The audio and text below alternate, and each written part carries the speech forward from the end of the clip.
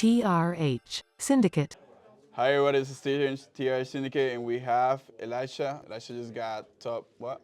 Top 8. Top 8, in Wisconsin. What were you playing? Dinomorphia. Dinomorphia. That's crazy. Yeah, let's dig right into the deck profile. All right, so we're playing 3 Therizia and 2 Diplos. First off, I'm playing 45 cards, because there's cards you don't really want to draw by themselves. Like, this card's kind of bad by itself. There's a couple other cards I'm playing that are kind of bad to draw by themselves. And just 45 is like a decent number to not draw a bunch of these bricks. And you don't really want to draw a bunch of normal summons anyways. But Therizia is like one of the best normal summons because you get to a good trap, and then you play this basically as to for engine requirement kind of. Okay, sounds good. Then 6 pots, 3 prosperity, and 3 duality. You're not really summoning on the first turn. You're not supposed to summon on the first turn that often ever. Yeah. So pot duality's fine. Just gets you to the cards you need going first and going second.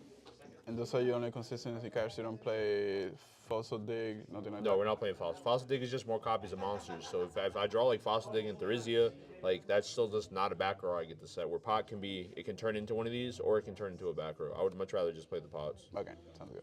I mean, if I wasn't going to play pots, maybe like a wannabe or something. But then the rest of the engine is just the 3 domains and 3 frenzies. These are the fusion traps. So these are what gets your engine going. And then 3 trap trick. So these cards just can basically more copies of these. So okay. Just trying to be as consistent as possible, because any one of these cards lets you play the game and lets you do enough. So you're just trying to, any one of those cards can let you, other than these, can let you get to like Rexstrom and stuff and just control the game. Yeah. For other trap trick targets, we're playing 2 Ferret Flames, and I'm only playing 2 of the Soulless Supreme King. I was iffy on this card. It was okay. I couldn't, of course, get the freaking Crystal Synchro Dragon. I literally asked everybody in the regional if they had one, and nobody had that card. So I had to play just regular ass Crystal Wing. But so I didn't get a spell negate off this, which is like the important thing. You're not playing what Flame does? Oh, Ferret Flames? Yeah, this card's actually just crazy. Like if you play this deck, you probably play this card.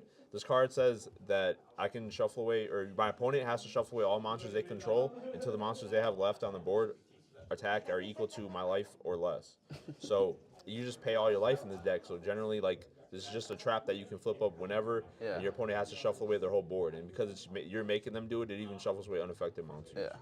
So this card's actually just crazy. And then, like, we're just playing 2 of this and 2 of this just in case you wanted to trap trick into for the matchups. That sounds good. So it's like you're playing additional copies, but not too many of them. Because, like, obviously open, like, these 2, like, well, this card's okay. I guess you could win the game with this card, but, like, opening just Ferret Flames, you can't win the game with because you don't have to, you have your engine rolling. Yeah. It's not going to win you the game. And then for other, like, non-engine cards that we're playing, but, like, you know, go with the deck. So we're playing 3 of this. This is basically a Dinomorphia, or this is just basically a Dinomorphia Solemn Strike. And this card, also, if you resolve this card, you actually can't die by battle that turn, because that's, like, an additional effect that this card has, so that's pretty cool. And then the counter traps are all, you can banish them from the graveyard to prevent 1 battle damage, too. Yeah. But this card, being a strike, which lets your domain resolve if they have Ash, or your frenzy resolve if they have Ash, is, like, just pretty broken. And then the other 1 of searchable cards for off Therizia are like Alert, which is basically Call the Haunted for up to 8 stars worth of monsters. And then Brood is a destroy a Dinomorphia card or Dinomorphia monster I control and a card they control. Okay. So it's just like some utility. These cards are utility. This card lets you play through Ash and stuff. Yeah, that card's broken. And then the rest of this is just hand traps. How many hand traps are you playing? There's 16 hand traps in here. I wanted to fit more in, but like I also wanted to have like these kind of cards in my deck and like Ferret Flames and stuff. Yeah. So you could probably mess around with like more hand traps if you want.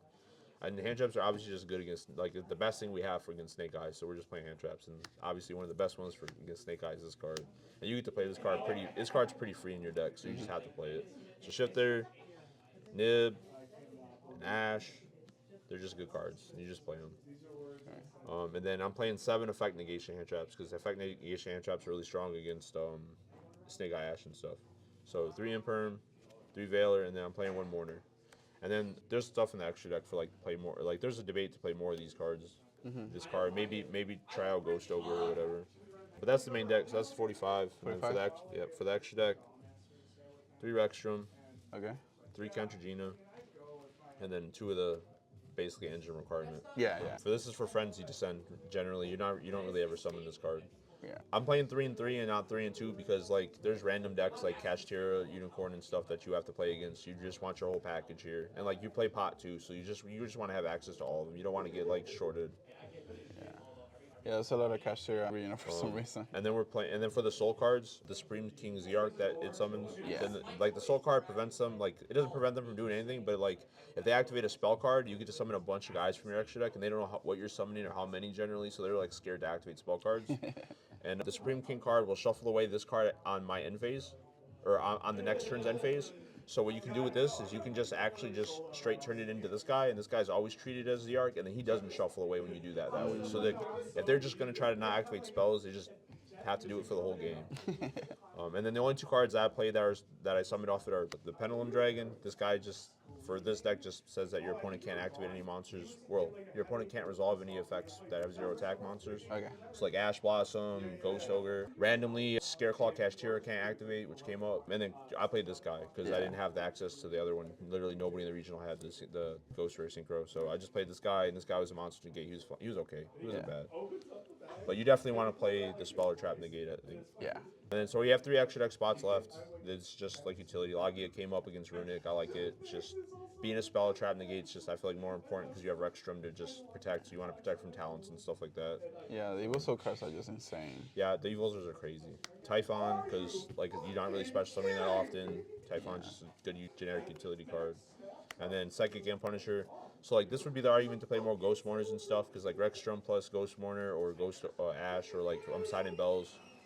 Just make this guy, and this guy just ends the game by itself. Like your life points are always so low that this guy is just always over like 10k, 11k, and then just attacks for game, generally. And it seems like impossible for them to out. I summoned him a couple times over the course of the day. Then side deck, 2 Droll. This is kind of a filler spot. I mean, I'm not sure what I really want in this spot, but like Droll, I felt like was fine against other matchups. Yeah. Obviously, it's not good against Snake Eye, but 3 Bells.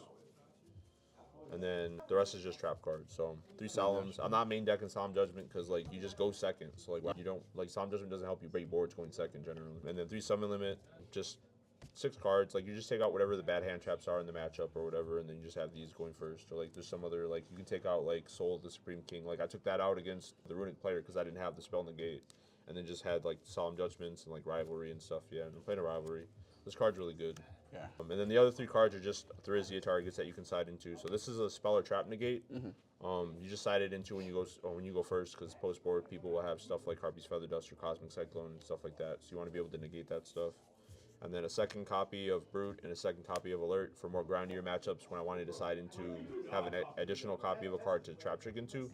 And then obviously these cards just like this is more interaction and this is more recursion in the matchups that you need it.